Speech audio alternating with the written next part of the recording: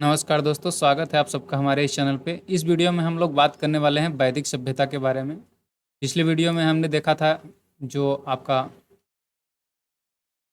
पिछली वीडियो में हमने क्या पढ़ा था, सिंधु सभ्यता के बारे में पढ़ा था और प्रागैतिहासिक काल के बारे में। सारी डिटेल में से मैंने बता रखा है। वीडियो अगर आपने नहीं देखा है तो लिंक डिस्क्रिप्शन में दे रहा हूँ, उसको आप देख लीजिएगा, ठीक है। अभी हम लोग आगे से शुरू करते हैं वैदिक सभ्यता से। तो देखिए, वैदिक सभ्यता का विभाजन दो भागों में ऋग वैदिक काल और उत्तर वैदिक काल में किया गया है। ऋग वैदिक काल जो है 1500 से 1000 ईस्वी तक, ईसा पूर्व तक माना जाता है, और जो उत्तर वैदिक काल है 1000 से 600 ईसा पूर्व तक माना जाता है। तो इन दो भागों में वैदिक सभ्यता को डिवाइड किया गया है। ये आर्य जो थे, आर्य सर्वप्रथम पंजाब एवं अफगानिस्तान में बसे। मैक्स मूलर ने आर्यों का निवास स्थान मध्य एशिया को माना है। आर्यों द्वारा निर्मित सभ्यता वैदिक सभ्यता कहलाई। यह एक ग्रामीण सभ्यता थी। आर्यों की भाषा संस्कृत थी। कहने का मतलब ये है कि आर्य जो सबसे पहले कहाँ आकर बसे थे, तो पंजाब और अफगानिस्तान के भाग में बसे थे।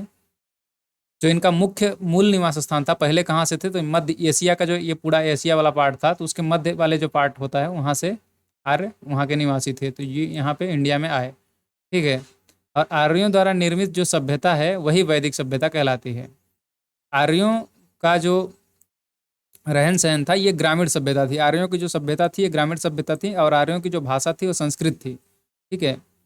तो देखिए, यहाँ पे आपको एक बात ध्यान रखना है कि जैसे कि जो सिंधु सभ्यता थी, वो सिंधु सभ्यता कौन सी थी, ग्रामीण सभ्यता थी। लेकिन जो वैदिक सभ्यता है, ये वैदिक सभ्यता जो है ग्रामीण सभ्यता थी। कई बार क्या है, इस ये पूछा जाता है आर्य शब्द भाषा समूह को इंगित करता है, यानी कि आर्य शब्द जो है, आर्य जो शब्द है ये किस चीज़ को इंडिकेट करता है, तो ये भाषा समूह को इंगित करता है, इंडिकेट करता है, ठीक है। चलिए आगे देखते हैं। आर्यों के प्रशासनिक इकाई का आरोही क्रम इस 5 भागों में बांटा गया था।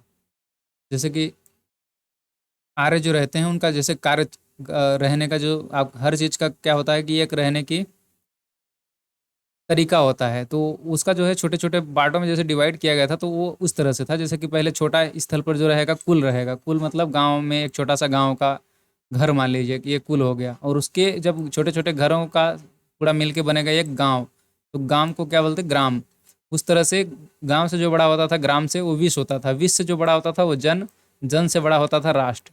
तो इस तरह से सर सबसे छोटी यूनिट कुल, कुल के बाद ग्राम, ग्राम के बाद विश्व, विश्व के बाद जन, जन के बाद राष्ट्र, ठीक है। तो ये इसका सीक्वेंस है। इस तरह से छोटे क्रम से बड़े क्रम की ओर बढ़ते हुए इनका प्रशासनिक इकाई जो थी, शासन करने की पद्धति थी, उसके हिसाब से ग्राम के मुखिया को, यानी कि ग्राम, ग्राम यानी कि गांव समझिए, ग्राम के मुखिया को ग्रामीणी कहते थे, और विश का प्रधान विशपति कहलाता था, एवं जन के शासक को राजन कहते थे। समझ पा रहे हैं। तो ये जो यूनिट थी छोटी छोटी, इनके हिसाब से इनका जो प्रधान होता था उसको क्या बोलते हैं, ये आपको जानना है।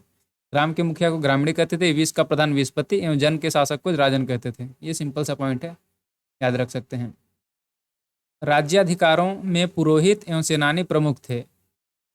वशिष्ठ रूढ़वादी एवं विश्वामित्र जो है उदार पुरोहित थे। तुत, रथकार व कामादि नामक अधिकारी रत्नी कहे जाते थे। इनकी संख्या राजा सहित करीब 12 हुआ करती थी, ठीक है। पूर्व दुर्गपति एवं स्पष्ट जनता की गतिविधियों को देखने वाले गुप्तचर होते थे। कई बार ये पूछा जाता है कि पुरूप और स्पष्ट यह किस चीज़ से संबंधित है। तो जो पुरूप थे, ये पुरूप नाम का जो व्यक्ति रहता था, ये दुर्गपति यानी कि जो दुर्ग होता था, किला, उसका रक्षा करने वाला, देख रेख करने वाला, ये पुरूप बोलते थे। और स्पष्ट, स्पष्ट क्या था, ये जनता की गतिविधियों को देखने वाले, जनता में क्या, जनता राजा के बारे में कैसा सोचती है, क्या कर रही है, किस किस चीज़ों के बारे में देख रही है, ये सब जो है गुप्तचर जो होते थे, ये मुखबरी करने का काम करते थे। ये तो ये स्पष्ट होते थे, उसको स्पष्ट बोलते थे। वाजपति क्या होता था, गोचर भूमि का अधिकारी होता था। गोचर भूमि क्या मतलब, वैसी भूमि जहाँ पे मतलब गायों को चरने के लिए जो चारागाह होता था गायों को चराने के लिए, तो ये गोचर भूमि बोलते थे। तो गोचर भूमि का जो अधिकारी होता था उसको वाजपति बोलते थे। उग्र, उग्र अपराधियों को पकड़ने का कार्य करता था। तो जो उग्र होता था, इस ये देखिए जैसे प्रशासनिक इकाई में स्पष्ट, पुरूप और वाजपति, ये उग्र, ये उस तरह के मतलब उस जमाने के सेना नायक, या फिर ऐसा समझ सकते हैं कि उसके प्रमुख हुआ करते थे किसी भी क्षेत्र के, तो उनको अलग अलग नाम दिया गया था। तो ये आपको थोड़ा ध्यान रखना है। ऋग्वेद में किसी तरह के न्यायाधिकारी का उल्लेख नहीं है, यानी ऋग्वेद के अंतर्गत किसी भी प्रकार के न्यायाधिकारी का उल्लेख नहीं है। ये आपको ध्यान रखना है। सभा एवं समिति राजा को सलाह देने वाली संस्था थी। सभा श्रेष्ठ एवं संभ्रांत लोगों की संस्था थी, जबकि समिति सामान्य जनता के प्रतिनिधित्व करती थी। कहने का मतलब ये है, सभा जो है बड़े श्रेष्ठ लोग जो होते थे, जैसे राजा के मंत्रिमंडल में जो लोग बैठेंगे तो उन लोगों का जो बैठ के विचार विमर्श करेंगे तो वो सभा बोलते थे। और समिति जो होती थी ये छोटे लेवल पे होते थे, जैसे गांव के लोग जो आपस में बैठ के डिस्कशन करेंगे तो उसको समिति बोलते थे, इस तरह से। इसके अध्यक्ष को ईशान कहते थे, समिति के अध्यक्ष को। स्त्रियां सभा एवं समिति में भाग ले सकती थी। स्त्रियों को जो है सभा और समिति दोनों में भाग लेने की अनुमति थी। युद्ध में कबीले का नेतृत्व राजा करता था। युद्ध के लिए गौविष्टि शब्द का प्रयोग किया जाता था, जिसका अर्थ है गायों की खोज। ये भी क्वेश्चन इंपॉर्टेंट है कि गविष्टि शब्द का प्रयोग किया जाता था युद्ध के लिए, तो इसका अर्थ क्या होता था। गविष्टि शब्द का होता है गायों की खोज और इसका संबंध युद्ध से है, ठीक है। ये आपको पॉइंट ध्यान रखना है। दशराज युद्ध का उल्लेख ऋग्वेद के 7वें मंडल में है। मैंने ऋग्वेद के बारे में आपको सब कुछ बता चुका हूँ ऑलरेडी, और इसमें जो है 7वें मंडल के बारे में नहीं बताया था। तो ये 7वां मंडल में देखिए, दशराज युद्ध का वर्णन जो है ऋग्वेद के 7वें मंडल में है। यह युद्ध परुसपण रावी नदी के तट पर सुदास एवं 10 जनों के बीच लड़ा गया था, जिसमें सुदास विजयी होता था। आपको इसमें से पॉइंट जो याद रखना ये है कि दशराज का युद्ध का उल्लेख ऋग्वेद के 7वें मंडल में है, जो कि सुदास और 10 जनों के बीच लड़ा गया था, जिसमें सुदास जीत गया था। ऋग्वैदिक समाज 4 वर्णों में विभक्त था, ये आपको पता होगा। 10वें मंडल में वर्णित है पुरुषोक्त में। चतुर्वर्णों समाज का उल्लेख किया गया है 10वें मंडल में ऋग्वेद के, तो ये आपको पता होगा। ऑलरेडी मैं इसको बता चुका हूँ, ठीक है, तो ये ध्यान रखिएगा। और उपनिषदों की संख्या कितनी है, तो ये टोटल 108 उपनिषद हैं। महापुराणों की संख्या कितनी है, तो टोटल 18 महापुराण हैं। तो ये भी आपको पॉइंट ध्यान रखना है। चलिए आगे देखिए, इसमें कहा गया है ऋग्वेद के अंतर्गत, ये मैं बता चुका हूँ। आर्यों को देखिए, आर्यों का समाज पितृ प्रधान था। देखिए, जो सिंधु सभ्यता थी वो मात्र सत्तात्मक थी, मैंने बताया था मात्र प्रधान था। और जब ही वहीं पे आर्य जो आए तो ये वैदिक सभ्यता जो है ये पितृ सत्तात्मक हो गई, यानी कि पितृ प्रधान हुई। समाज की सबसे छोटी इकाई को परिवार का परिवार या कुल बोलते थे। अभी कुछ यहाँ पे देखिए, यहाँ पे मैंने कुछ बताया था, ये देखिए कुल, सबसे छोटी इकाई को कुल बोलते हैं। तो यहाँ पे सेम चीज बात बोली जा रही है कि आर्यों का समाज पितृ प्रधान था, यानी कि ध्यान रखिए, आर्यों को समाज जो था वो वैदिक सभ्यता कहलाता था। वैदिक सभ्यता जो में पितृ प्रधान था, और जो सिंधु सभ्यता थी वो जो थे मात्र सत्तात्मक थी। इसका मुखिया जो होता था, पिता होता था, जिसे कुलप कहा जाता था। इसको भी ध्यान रखना है। स्त्रियां इस काल में अपने पति के साथ यज्ञ कार्य में भाग लेती थी। बाल विवाह और प्रजा प्रथा का प्रचलन नहीं था। बाल विवाह और प्रजा प्रथा का प्रचलन इस काल में नहीं था। किस काल में नहीं था, ये आपके वैदिक सभ्यता में बाल विवाह और प्रजा प्रथा का प्रचलन नहीं था। विधवा अपने मृतक, यानी कि मृतक के पति के छोटे भाई देवर से विवाह कर सकती थी, यानी कि जो विधवा थी वो सती प्रथा का प्रचलन नहीं था, वो अपने देवर से शादी कर सकती थी। ये आपके वहाँ पे प्रथा प्रचलित थी। और बाल विवाह और प्रथा प्रथा का प्रचलन भी नहीं था। स्त्रियां इस काल में अपने पति के साथ यज्ञ कार्य में भाग लेती थी। मतलब स्त्रियों की स्थिति में बहुत हद तक सुधार हुआ था इस काल के अंतर्गत, वैदिक सभ्यता के अंतर्गत, ठीक है। स्त्रियां शिक्षा ग्रहण करती थी। ऋग्वेद में लोपामुद्रा, घोषा, सिकता, आपला एवं विश्वास जैसी विदुषी स्त्रियों का वर्णन है। गार्गी ने याज्ञवल्क्य को वाद विवाद की चुनौती दी थी। कहने का पॉइंट ये है, स्त्रियां जो है शिक्षा ग्रहण करती थी इस काल में। किस काल में, वैदिक सभ्यता में। वैदिक सभ्यता में स्त्रियों को शिक्षा दी जाती थी, ठीक है। तो ये आपकी उनकी स्थिति में सुधार हुआ था। जीवन भर अविवाहित रहने वाली महिलाओं को अमाजु कहा जाता था। तो ये आपको ध्यान रखना है कि जीवन भर अविवाहित, यानी कि विवाह न करने वाली महिलाओं को अमाजु कहा जाता था, ठीक है। जीविकापार्जन के लिए, मतलब अपना जीवन यापन करने के लिए वेद वेदांगों को पढ़ाने वाला अध्यापक उपाध्याय कहलाता था। जो उपाध्याय अभी की डेट में होते हैं, तो ये जो है पढ़ाते थे वेद वेदांगों को और अपने इससे जीवन यापन करते थे, तो उनको जो है उपाध्याय बोला जाता था। आर्यों का मुख्य पेय पदार्थ सोमरस था। उस अभी जब हमने सिंधु सभ्यता पढ़ा था तो उसमें मुख्य पेय पदार्थ जो था मिठास के लिए तो शहद का प्रयोग किया जाता था, और यहाँ पे जो है वैदिक सभ्यता में सोमरस का प्रयोग किया जाता था, ठीक है। मुख्य पेय पदार्थ इनका जो है, जो कि वनस्पति से प्राप्त किया जाता था। आर्य मुख्यतः 3 प्रकार के वस्त्रों का प्रयोग करते थे, वास, अधिवास और उष्णी। अंदर पहनने वाले कपड़ों को निवी कहा जाता था, अंडरवियर को निवी बोलते थे पहले, ये बात है। महर्षि कणाद को भारतीय परमाणुवाद का जनक कहा जाता है, ये तो पता ही होगा आपको, महर्षि कणाद को भारतीय परमाणुवाद का जनक कहा जाता है। आर्यों ने मनोरंजन के लिए साधन थे संगीत, रथ दौड़, घुड़दौड़ और धातु दूत क्रीड़ा। वहाँ पे आपको पता होगा, और इसमें आपको सिर्फ इतना ध्यान रखना है कि मनोरंजन के जो साधन थे ये रथ दौड़, घुड़दौड़ और संगीत थे। हालांकि इसको इम्पोर्टेंट इतना नहीं है, लेकिन ध्यान रखिए। आर्यों का मुख्य व्यवसाय था पशुपालन एवं कृषि। आर्यों का मुख्य क्या व्यवसाय था? पशुपालन और कृषि दोनों ही था, ठीक है। और जबकि सिंधु घाटी सभ्यता में क्या था मुख्य व्यवसाय? मुख्य तो था कृषि पालन, कृषि मुख्य उनका व्यवसाय था। और यहाँ पे जब था वैदिक सभ्यता में पशुपालन और कृषि दोनों ही इम्पोर्टेंट था। गाय को अधन्या, अधन्या मतलब न मारे जाने योग्य पशु की श्रेणी में रखा गया था। गाय की हत्या करने वाले या उसे घायल करने वाले के लिए वेदांगों में मृत्युदंड अथवा देश से निकालने की व्यवस्था की गई थी। तो ये पॉइंट आपको ध्यान रखना है। अघन्या यानी गाय को न मारे जाने योग्य पशु की श्रेणी में रखा गया था। आर्यों का प्रिय पशु घोड़ा एवं सर्वाधिक प्रिय देवता इंद्र थे। तो ये आर्यों के जो प्रमुख यानी कि प्रिय पशु क्या था? वो घोड़ा था।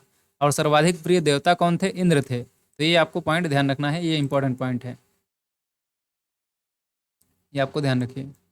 प्रिय पशु घोड़ा था और सर्वाधिक प्रिय देवता इंद्र थे। आर्यों द्वारा खोजी गई धातु को क्या बोलते हैं? लोहा थी, जिसे श्याम अयस कहा जाता था। तांबे को लोहित अयस कहा जाता है। आर्यों द्वारा खोजी गई धातु कौन सी थी? लोहा। वैदिक और जो आपकी क्या बोलते हैं सिंधु घाटी सभ्यता में कौन सी धातु खोजी गई थी? तो तांबा खोजी गई थी। और यहाँ पे जो है आर्यों के द्वारा कौन सी धातु खोजी गई? तो लोहा खोजी गई। तो ये आपको पॉइंट ध्यान रखना है। भारतीयों को लोहे का ज्ञान ईसा पूर्व 8वीं सदी में प्राप्त हुआ, यानी 8वीं शताब्दी ईसा पूर्व में भारतीयों को लोहे का ज्ञान प्राप्त हुआ। व्यापार हेतु दूर दूर तक जाने वाले व्यक्ति को पणी कहते थे। जो दूर दूर तक व्यापार करता था जाके, उनको क्या बोलते थे? पड़ी बोलते थे। लेन देन के लिए वस्तु विनिमय प्रणाली प्रचलित थी। वस्तु विनिमय प्रणाली आपको पता होगा कि अपना कुछ अनाज दे देते हैं, उसके बदले कुछ वस्तुएं प्राप्त कर लेते थे। तो ये लेन देन के लिए प्रणाली प्रचलित थी उस समय पे। ऋण देकर ब्याज लेने वाले को वेकनाट यानी सूदखोर कहा जाता था, ठीक है। मनुष्य एवं देवता के बीच मध्यस्थ की भूमिका निभाने वाले देवता के रूप में अग्नि की पूजा की जाती थी। मनुष्य एवं देवता के बीच मध्यस्थ की भूमिका निभाने वाले देवता को के रूप में अग्नि की पूजा की जाती थी। देखिए, अगर आपको वीडियो ज़्यादा स्लो लगती है तो इसको 2x पे करके देख सकते हैं, क्योंकि ये रिवीजन के हिसाब से मैं पढ़ा रहा हूँ और रिवीजन के हिसाब से ही आपको वीडियो देखना है। आपको इसको ध्यान से पढ़ने के बजाय कई बार पढ़ने की ज़रूरत है, तब जाके ये पॉइंट याद हो पाएगा, ठीक है। सभी पॉइंटें आपको याद रखनी है, कहीं ना कहीं कोई ना कोई क्वेश्चन पूछ लिया जाता है। सेम एज इट इज जैसे लाइन है वैसे ही पूछा जाता है। ऋग्वेद में उल्लेखित नदियों में सरस्वती सबसे पवित्र नदी मानी जाती थी। ऋग्वेद में गंगा का 1 बार और यमुना का उल्लेख 3 बार हुआ है। इसमें सिंधु नदी का उल्लेख सर्वाधिक बार हुआ है। ये आपके मोस्ट इंपॉर्टेंट पॉइंट है ये, ठीक है। ऋग्वेद में सबसे मतलब उस जमाने पे जो वैदिक सभ्यता या ऋग्वेद के अंतर्गत कौन सी नदी को सबसे पवित्र नदी माना गया है? तो ऑप्शन गंगा भी रहेगा, तो आप जनरली गंगा ही लगाएंगे, क्योंकि गंगा को पवित्र नदी वर्तमान में बोला जाता है सबसे ज़्यादा। लेकिन जो ऋग्वेद जब था, ऋग्वेद आपका, उस समय में सरस्वती को जो है, सरस्वती जो नदी थी ये सबसे पवित्र नदी मानी जाती थी। और ऋग्वेद के अंतर्गत गंगा का उल्लेख कितनी बार है, ये क्वेश्चन भी पूछा गया है एसएससी के अंदर। तो ये आपको ध्यान रखना है कि ऋग्वेद के अंतर्गत गंगा का वर्णन सिर्फ 1 बार है और यमुना का उल्लेख 3 बार किया गया है, जिसमें से सिंधु नदी का उल्लेख सर्वाधिक बार हुआ है, क्योंकि सिंधु सभ्यता के आसपास की ही ये जो थी वैदिक सभ्यता भी थी। तो सिंधु नदी का सर्वाधिक वर्णन हुआ है किसने? ऋग्वेद के अंतर्गत, ठीक है। तो आपको ध्यान रखना है कि सरस्वती सबसे पवित्र नदी थी और गंगा का वर्णन सिर्फ 1 बार हुआ है, यमुना का वर्णन 3 बार हुआ है। बात इतनी है। आगे देखिए, उत्तर वैदिक काल में इंद्र के स्थान पर प्रजापति सर्वाधिक प्रिय देवता हो गए थे। यानी कि देखिए, शुरू में जो थे कौन से फेमस देवता थे? सर्वाधिक प्रिय देवता इंद्र थे। और बाद में उत्तर वैदिक काल जब आया तो वहाँ पे प्रजापति सर्वाधिक प्रिय देवता हो गए थे। मतलब प्रजापति को सबसे फेमस देवता माना जाने लगा था। विष्णु के 3 पगों की कल्पना का विकास उत्तर वैदिक काल में ही हुआ है। उत्तर वैदिक काल में राजा के राज्याभिषेक के समय राजसूय यज्ञ का अनुष्ठान किया जाता था। उत्तर वैदिक काल में राज्याभिषेक के समय राजसूय यज्ञ का अनुष्ठान किया जाता था, ठीक है। उत्तर वैदिक काल में वर्ण व्यवस्था की बजाय जन्म के आधार पर निर्धारित होने लगा था। यानी कि जो उत्तर वैदिक के काल के आते आते क्या है कि जो जन्म के आधार पर वर्ण व्यवस्था लागू करने लगी थी। पहले जो काम करता था, जो जैसा काम करता था उसको उसके हिसाब से उस वर्ग में रखा जाता था, उस वर्ण में रखा जाता था। परंतु जब उत्तर वैदिक काल जब आने लगा तो ये धीरे धीरे चेंज होके ये जन्म के आधार पर लागू होने लगा। ठीक है। ऋग वैदिक काल की नदियों के बारे में कुछ उनके जो आधुनिक नाम है और प्राचीन नाम है तो आपको ध्यान रखना है। वितस्ता जो नदी है इसको झेलम, अभी वर्तमान में झेलम बोलते हैं। आस्किनी नदी को चिनाब बोलते हैं। परुचुणी को रावी और सतुष्णी को सतलज। विपाशा नदी का ध्यान रखिए ब्यास। सदानीरा को गंडक और दृश्य सद्धि को घग्घर। ये आपको मुख्य फेमस नदियां हैं जिनको याद रखना है। एक बार इसको वीडियो को पॉज करके पढ़ लीजिएगा, इंपॉर्टेंट पॉइंट है। ठीक है। यहाँ पे देखिए ऋग वैदिक काल में जो देवता थे वो कौन कौन से थे। इंद्र जो थे युद्ध का नेता, वर्षा का नेता, आपको पता ही होगा। अग्नि जो थे ये देवता मनुष्य के बीच मध्यस्थता का काम करते थे। ये आपका पॉइंट इंपॉर्टेंट है। अग्नि जो है देवता मनुष्य के बीच मध्यस्थता का काम करते थे। आगे देखिए उत्तर वैदिक काल में हल को सिरा व हल की रेखा को सीता कहा जाता था। उत्तर वैदिक काल में हल को सिरा बोलते थे और हल की जो रेखा जैसे जब चलता है हल तो ये लाइन बन जाती है, उसको सीता कहा जाता था। उत्तर वैदिक काल में निष्क और तस्मान मुद्रा की एक सिक्कों के चलन का कोई प्रमाण नहीं मिलता है। सांख्य दर्शन भारत की सभी दर्शनों के लिए प्राचीन स्रोत अनुसार तत्व 25 हैं। मतलब प्राचीन क्या लिखा है, सांख्य दर्शन मतलब ये है कि सबसे सभी जो प्राचीन जितने भी दर्शन हैं उसका मुख्य फेमस जो लिया गया है आधार वो सांख्य दर्शन से ही लिया गया है। ठीक ना। सत्यमेव जयते मुंडकोपनिषद से लिया गया है। इसी में यज्ञ की कल्पना फूटी नाव से की गई है। तो ये आपको ध्यान रखना है कि सत्यमेव जयते कहाँ से लिया गया है।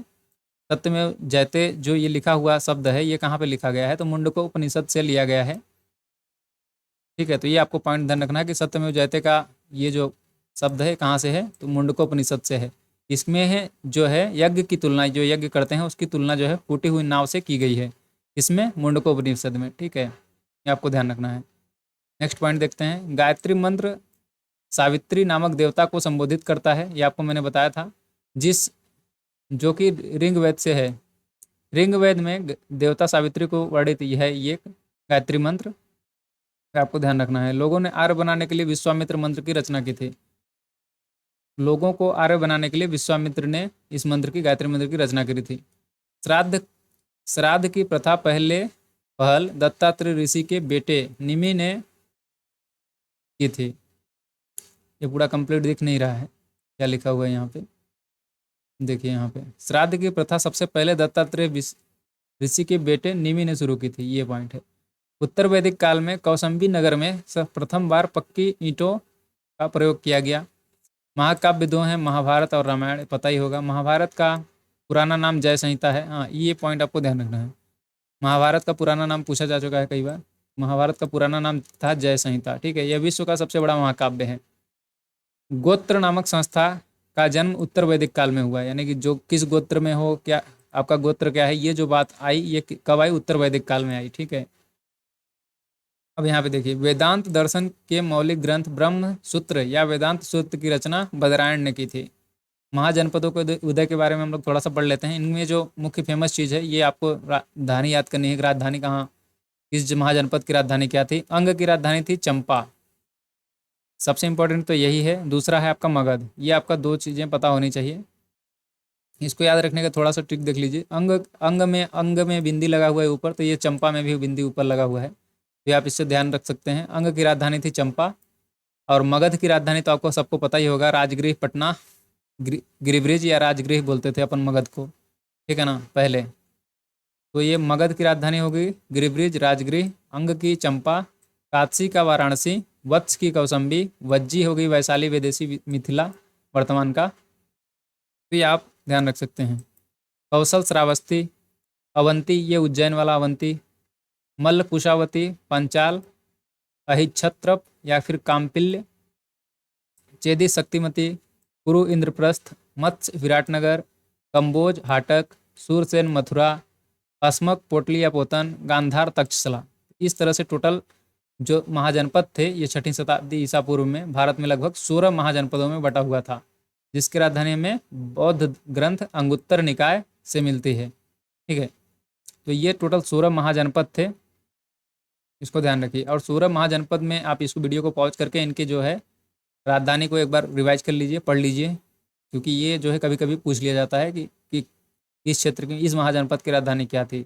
मैं दोबारा से बोल दे रहा हूँ, अंग की चंपा, मगध की गिरिब्रिज और राजगिरी, वत्स की कासम्बी, वज्जी की वैशाली, कौशल श्रावस्ती, अवंती उज्जैनी, मल्ल कुशावती, पांचाल अहिच्छत्रप, चेदी शक्तिमती, कुरु इंद्रप्रस्थ, मत्स्य विराटनगर, कंबोज हाटक, सूरसेन मथुरा, अस्मक पोटली, गांधार की तक्षशिला। ठीक है, तो ये आज का अभी का लेक्चर है। अभी नेक्स्ट वीडियो में हम लोग जैन धर्म और बौद्ध धर्म के बारे में, जितने भी धर्म थे उनके बारे में पढ़ेंगे, और वीडियो को इस तरह से पूरा हम हिस्ट्री को ख़त्म करेंगे ऐसे ही शॉर्टकट में। तो वीडियो अगर आपको पसंद आ रहा है तो चैनल को सब्सक्राइब कर लीजिए और वीडियो को लाइक कर दीजिए। ठीक है, नेक्स्ट वीडियो में मिलते हैं अपन, तब तक के लिए थैंक्स फॉर वॉचिंग।